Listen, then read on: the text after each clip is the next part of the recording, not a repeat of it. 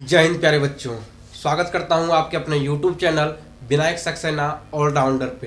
तो आपको कल हम सारे प्रश्नों को, जितना सारा प्रश्न था, 8 प्रश्न आपको हर दिन करा रहे हैं। आपको मालूम होगा कि सारे प्रश्नों को, ये सभी प्रश्न किसी न किसी साल पूछा ही गया है। इन सभी प्रश्नों को आप बहुत ही बेहतरीन तरह से अगर आप कर लेते हैं तो यहाँ से आपका प्रश्न 100% है कि 8 में से 5 प्रश्न आपका बन ही जाएगा, है ना। अगर इतने प्रश्नों को कम से कम आपको हम 20 से 30 प्रश्न करा देंगे, उसमें से आपका जो है 5 प्रश्न तो आना ही आना है। ठीक है, तो चलिए सारे प्रश्नों को आप यहाँ पे कर लीजिए। ठीक है, चलिए पहला नंबर प्रश्न। हाँ, कमेंट जरूर कीजिए। ठीक है, आपको ना लाइक करने का आते हैं ना तो सब्सक्राइब करने का आते हैं, है ना। आप स्वतंत्र देश का, आप स्वतंत्र नागरिक हो। आप कमेंट अगर आप करते हो प्यारे बच्चों, अगर आपको समझ आता है, हमारे द्वारा पढ़ाई गई सभी चीजें आपको समझ आता है, तो अगर कमेंट करते हैं तो हम मोटिवेट होते हैं और ये वीडियो बनाने का इच्छा और ज़्यादा करता है। अगर आप उतना कमेंट वगैरह नहीं करते हैं, दोस्तों में शेयर नहीं करते हैं, है ना, तो पढ़ाने का उतना इच्छा नहीं करता है प्यारे बच्चों। चलिए पहला नंबर प्रश्न आपका क्या है। प्रकाश वायु से 1.50 अपवर्तनांक की कांच की प्लेट में प्रवेश करता है। कांच में प्रकाश की चाल कितनी है? निर्वात में प्रकाश की चाल 3 गुना 10⁸ मीटर प्रति सेकेंड है। ये पहला नंबर आपका प्रश्न है। कंप्यूटर महाशय, आपसे नम्र निवेदन है कि आप वॉइस को देखिए, है ना। आप देखिए कि साउंड कैसा जा रहा है, क्योंकि फर्स्ट वीडियो ही मेरा गड़बड़ा गया था, क्योंकि आपने ध्यान नहीं दिए थे, क्योंकि इसलिए ध्यान दीजिए। ठीक है, चलिए बच्चों को किसी प्रकार की परेशानियां ना हो, है ना। पहला वीडियो में आप लोगों को परेशानियां होगा, इसके लिए माफी चाहेंगे।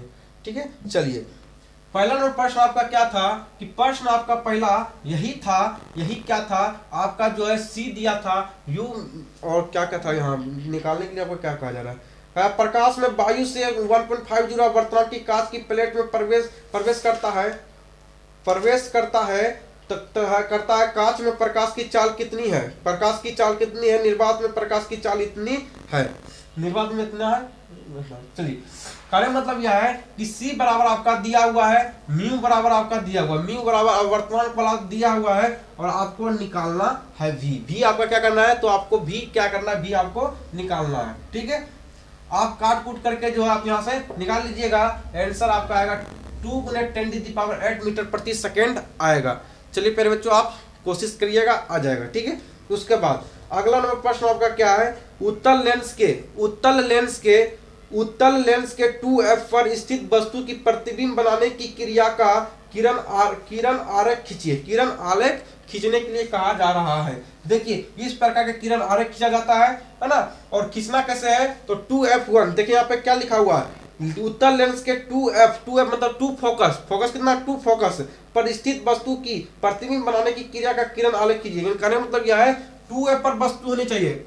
वस्तु कहाँ होनी चाहिए, तो 2f पर, 2 फोकस पर वस्तु होनी चाहिए। यहाँ पे आपकी वस्तु रखा हुआ है, यहाँ पे वस्तु आपका रखा हुआ है, और पहला जो किरण जाएगा इस प्रकार से किरण जाएगा, यहाँ से कटेगा, यहाँ से जाएगा और F2 पर काटेगा। कहाँ कटेगा, F2 पर काटेगा। जब उसके बाद दूसरी किरण भी यहाँ से जाएगा, यहाँ से जाएगा, जहाँ पे केंद्र की ओर काटेगा, केंद्र से काटेगा, और दोनों किरण जाकर एक जगह पर कहीं जाकर मिल जाएगी। एक किरण कहीं जाकर एक किरण, दोनों किरणें मिल जाएगी। ठीक है, इसी प्रकार आप जो है किरण आरेख बना लीजिएगा।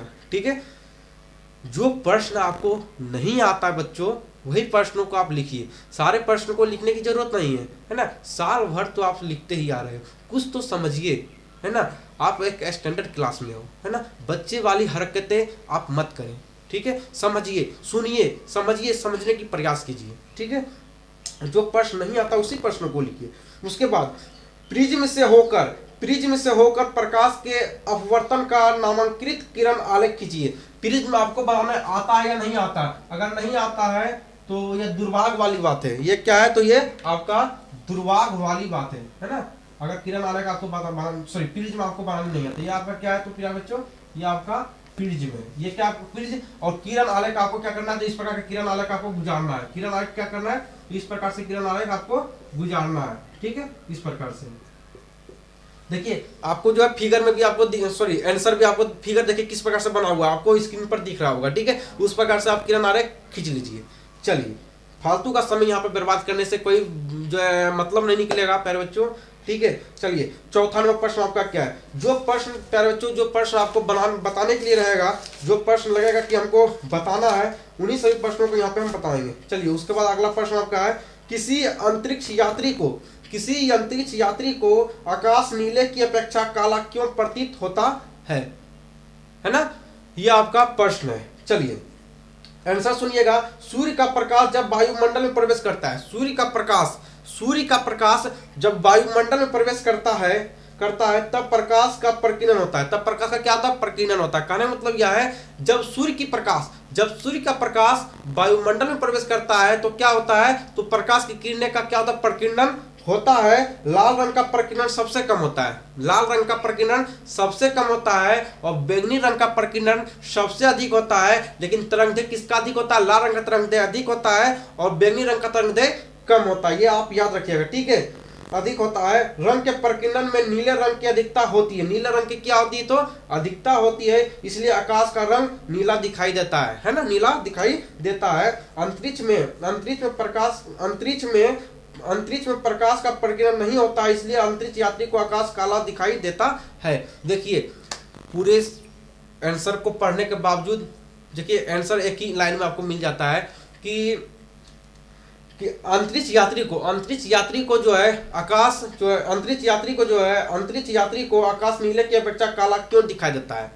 तो इसलिए दिखाई देता है क्योंकि वहां पे प्रकीर्णन नहीं होता, क्योंकि वहां पे क्या होता है? तो प्रकीर्णन नहीं होता है, जिसके कारण अंतरिक्ष यात्री को आकाश नीले की अपेक्षा काला दिखाई देता है। प्रकीर्णन नहीं होता है। क्या नहीं होता है? तो वहां पे प्रकीर्णन नहीं होता है, जिसके कारण जो अंतरिक्ष नीले की अपेक्षा काला दिखाई देता है। और आपसे कभी कभी प्रश्न पूछ दिया जाता है कि आकाश नीला क्यों दिखाई देता है? आकाश नीला क्यों दिखाई देता है? तो सीधा आप जवाब दीजिएगा, आकाश नीला इसलिए दिखाई देता है क्योंकि लाल रंग का प्रकीर्णन कम होता है। लाल रंग का प्रकीर्णन कम होता है और बैंगनी रंग का प्रकीर्णन सबसे अधिक होता है। नीले रंग का प्रकीर्णन सबसे अधिक होता है, जिसके कारण आकाश नीला दिखाई देता है। ये भी आप याद रखिएगा, ठीक है। कभी कभी पूछ दिया जाता है कि आकाश नीला क्यों दिखाई देता है, ठीक है। तो हर एक प्रश्नों को आपको यहाँ पे हम बता रहे हैं, ठीक है। चलिए उसके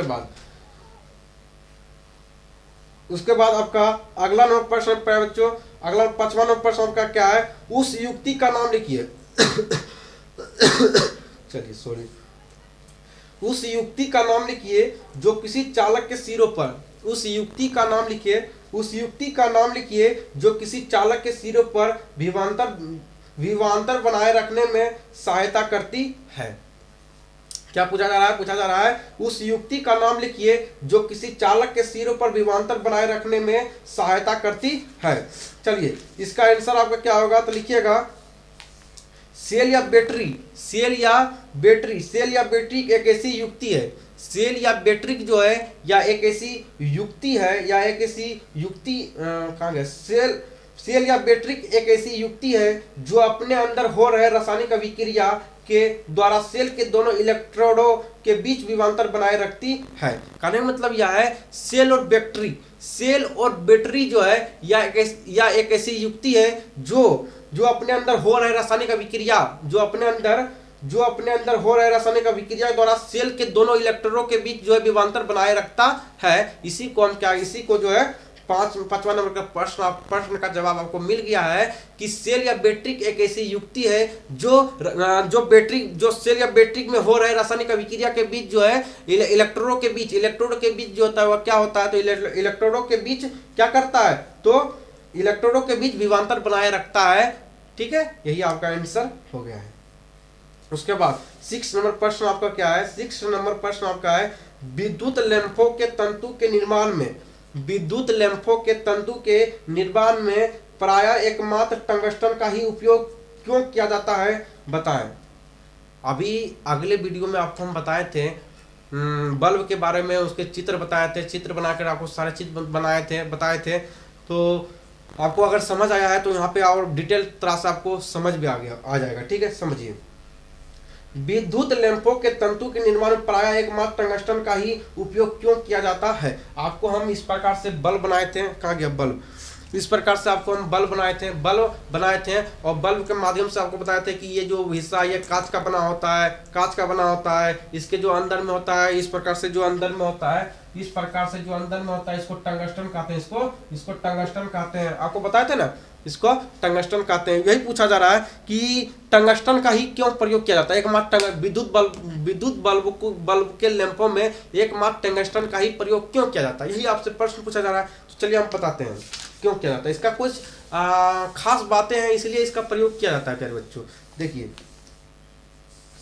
समझिए, विद्युत लैंपों के तंतु के निर्माण में प्रायः एकमात्र टंगस्टन धातु का ही उपयोग किया जाता है, क्योंकि इसका गलनांक उच्च होता है। टंगस्टन का गलनांक क्या होता है, उच्च होता है। आपको बताए थे अगले वीडियो में, अगर आपको नहीं देखे देख लीजिएगा कि टंगस्टन का जो है गलनांक क्या था, उच्च होता है। टंगस्टन का गलनांक क्या होता है, तो उच्च होता है। ये तो 34,000 कितना होता है, तो 34,000 डिग्री सेल्सियस लगभग होता है, 34,000 डिग्री सेल्सियस लगभग होता है। अतः या बिना गले 27,000 डिग्री सेल्सियस 27,000 डिग्री सेल्सियस का श्वेत तप्त ताप प्राप्त कर सकता है। साथ ही साथ टंगस्टन की टंगस्टन का प्रतिरोधकता भी बहुत कम होती है। टंगस्टन का भी प्रतिरोधकता क्या होती है, तो बहुत ही कम होती है। मेरे बच्चों इसका जवाब आपको मिल गया, ठीक है। चलिए उसके बाद 7वां नंबर प्रश्न आपका है, विद्युत मोटर का क्या सिद्धांत है। विद्युत मोटर का क्या सिद्धांत है, बहुत ही इंपॉर्टेंट प्रश्न है, पूछा भी जाता है। इन सभी प्रश्नों को आप याद भी रखिएगा। तो पूछा गया है विद्युत मोटर का क्या सिद्धांत है, तो विद्युत मोटर का आपका सिद्धांत लिखना है। चलिए बताते हैं, सुनिएगा। विद्युत मोटर में एक शक्तिशाली चुंबक होता है। विद्युत मोटर आप देखे होंगे, अगर मोटर आपको नहीं देखे हैं तो ये तो गड़बड़ वाली बात है ना। तो मोटर आप देखे भी होंगे, नहीं देखे तो ये गड़बड़ वाली बात है, ठीक है। विद्युत मोटर में हर एक चीज में, अभी के समय में तो हर एक चीजों में मोटर लगा होता है। पंखा है तो पंखा में मोटर लगा होता है ना। हर एक तरह के सामग्री में जो मोटर लगा होता है, पानी टूल पंप में मोटर है ना, मोटर के बिना वो टान ही नहीं सकता है ना। सबमर्सिबल उसमें भी मोटर लगा होता है ना। तो हर चीज में मोटर होता है, तो आप देखे भी होंगे, ठीक है। अब तो हर जगह मोटर का ज्यादा यूज हो रहा है, ठीक है। चलिए सुनिए, विद्युत मोटर में एक शक्तिशाली चुंबक होता है। विद्युत मोटर में एक शक्तिशाली चुंबक होता है। अगर चुंबक ना हो तो फिर तो ये बेकार मोटर ही कहना बेकार हो जाएगा, ठीक है। तो विद्युत मोटर में एक शक्तिशाली चुंबक होता है। आपको मालूम होगा, नहीं है तो सुन लीजिए। विद्युत मोटर में एक शक्तिशाली चुंबक होता है जिसके अवतल ध्रुवखंडों के बीच तांबे के तार की कुंडली होती है। तांबे की तार की कुंडली इस प्रकार से होती है। मान लीजिए देखे भी होंगे, नहीं देखे तो समझिए। इस प्रकार से क्या रहता है, इस प्रकार से जो है चुंबक रहता है, इस प्रकार से चुंबक रहता है, और इसके बीच जो इस प्रकार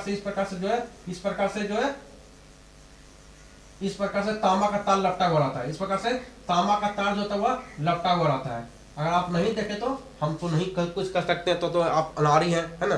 तो आप खिलाड़ी नहीं, तो आप तो अनाड़ी है, ठीक है। चलिए उसके बीच जिससे मोटर का आमर्चल कहते हैं, जिसे क्या कहते हैं, जिसे मोटर का आमर्चल कहते हैं, जिसे मोटर का आमर्चल कहते हैं। विद्युत मोटर विद्युत ऊर्जा को यांत्रिक ऊर्जा में बदलता है। विद्युत ऊर्जा जो है, यहाँ ध्यान रखिएगा, विद्युत मोटर जो है विद्युत ऊर्जा को यांत्रिक ऊर्जा में बदलता है, ठीक है। विद्युत मोटर विद्युत ऊर्जा को विद्युत ऊर्जा को यांत्रिक ऊर्जा में बदलता है। कभी कभी ऑब्जेक्टिव में पूछ लेता है कि विद्युत मोटर जो है क्या चीजों में बदलता है, तो विद्युत मोटर जो है विद्युत ऊर्जा को यांत्रिक ऊर्जा में बदलता है, ठीक है। यांत्रिक ऊर्जा में बदलता है। विद्युत मोटर की धुरी पर यदि ब्लेड लगा दिया जाए तो मोटर विद्युत पंखा बना जाता है, ठीक है। उतना याद नहीं रखिएगा, जितना हम आपको बता दिए उतना आप याद रखिएगा, ठीक है। क्या याद रखिएगा, फिर से सुन लीजिए एक बार, ठीक है। एक बार हम आपको फिर बता देते हैं, सुनिएगा।